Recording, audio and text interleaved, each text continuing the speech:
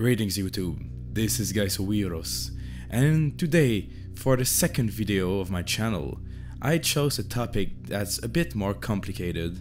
The topic of Gaulish deities is still debated today among scholars, and we might never come to the precision of information that we have, like with Greek or Roman gods. The problem is the fact that we found many words that could be either names or titles given to the gods, and it can be hard to know which one is which.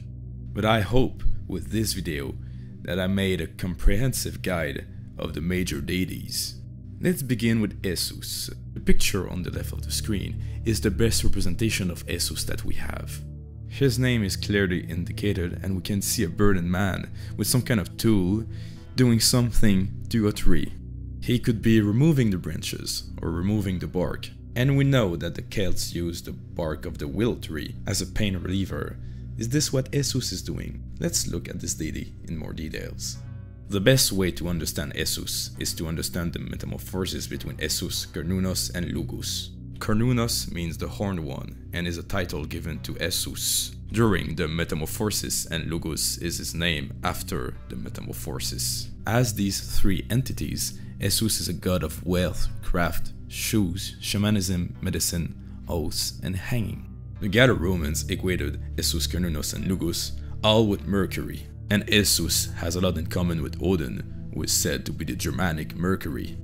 Archaeologists have identified the representations of a three-headed god as being the god Lugus, and this can only be understood if we realize that the three heads represent the three aspects of this god: Esus, Cernunnos, and Lugus.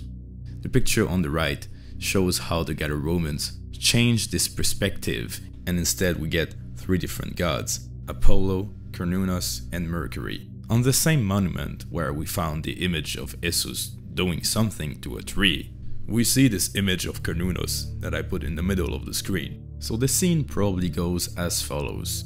Esus goes alone in nature in the forest, does something to a tree, and then starts to meditate. By meditating, Esus enters in communion with the animals around him. Antlers grow on his head, and his feet turn into hooves.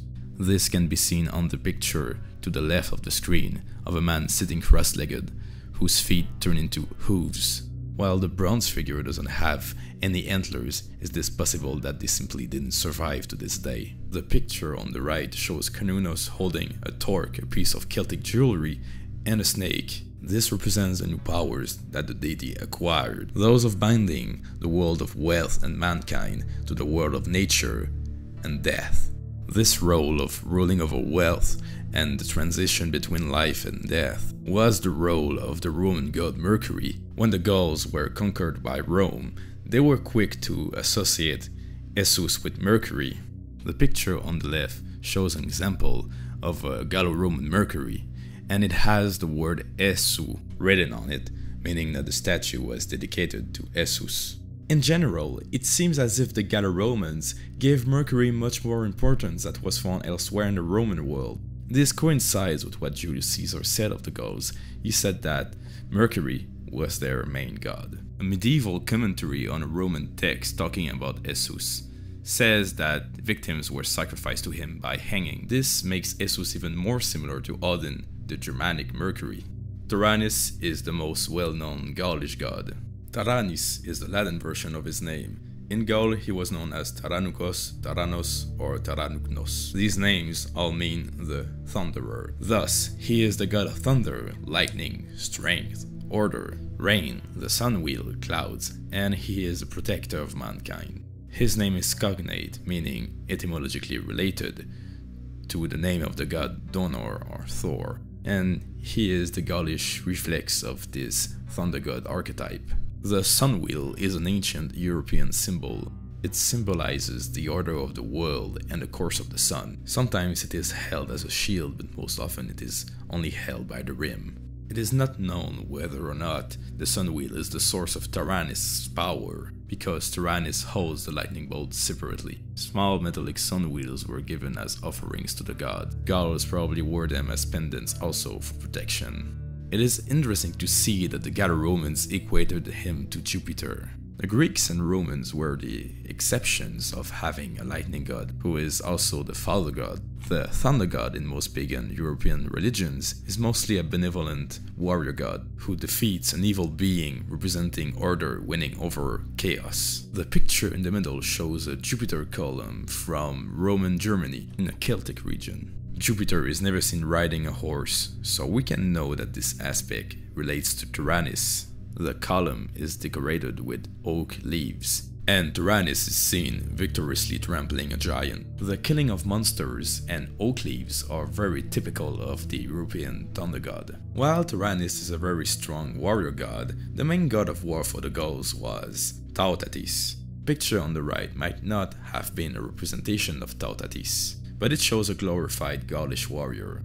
Honorable war was the domain of Toutatis. The picture in the middle shows a deity called Mokkos, which I think is Toutatis. As for the picture on the left, we will come to this scene later. Toutatis is not a way of writing down the god's name. Catorix is one of his titles, and Mokkos, well, I think it is the same god. Mokkos means boar, and the boar is one of the symbols of Toutatis. Toutatis is the god of the tribe, and there's a theory that says that each tribe had its own Toutatis. He is also the god of wars, defense, war, and has some kind of fertility and healing aspects. His name is made out of the words Tauta, tribe, and Atir, father. He is the father of the tribe, and some people have concluded that this means each tribe had a different Toutatis. We can't really know for sure, but Tauta can also mean people, so maybe he was the god of the Gauls in general. Romans and Gallo-Romans mostly equated Toutatis to Mars, but if we compare Toutatis to other gods of European pantheons, he seems very similar to Tyr. Toutatis can be seen here doing his duties as the god of tribal warfare. He is holding two men who are themselves holding up boars, meaning that they are at war. The boar was a symbol of military strength to the Gauls, and they went to war holding up boar standards.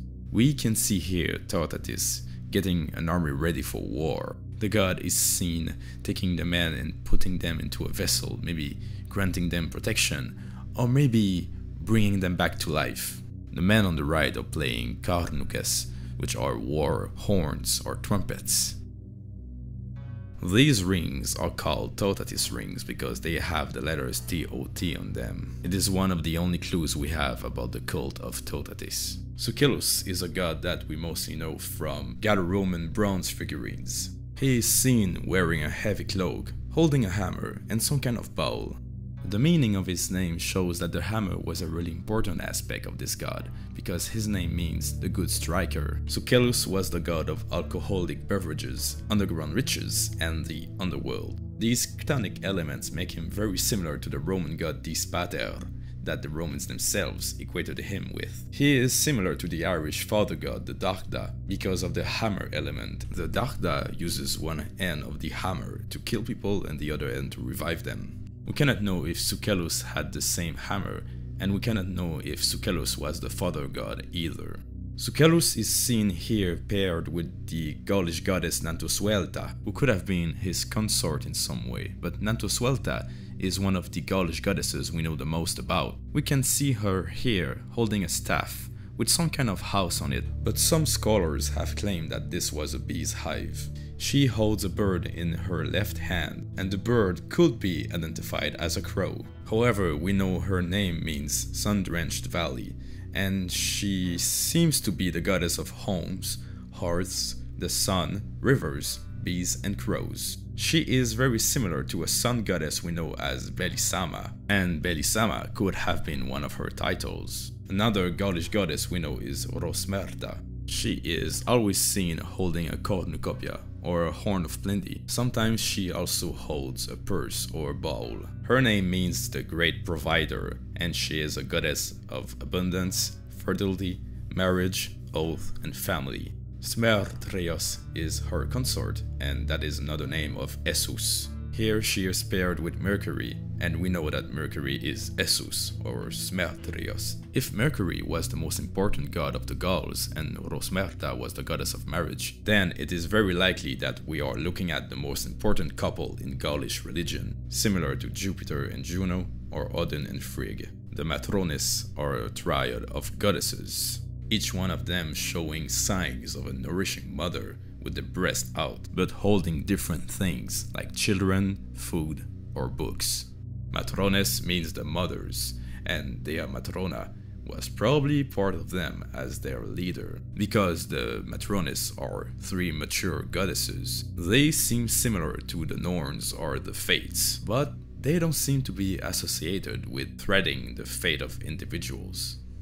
We've found evidence of Gaulish temples. These temples seem to be related to war, and as such, they would have been temples to the gods of war. They were made of an enclosure like a wooden palisade that would show the limits of the Nemeton, or the sacred area. There was a trench all along the inside and another trench along the outside of that wall. The offerings were thrown into the trenches, but the offerings that showed the military strength of the tribe, such as weapons or shields that were either captured from an enemy tribe or made specifically for the temple, were hung on the walls or on a structure in the middle. The central structure, like the inside of a Greek or Roman temple, was only available to the religious officials. This is all I can tell you about the Gaulish deities for today. This is Gaisowiros, thank you for watching, and see you next time.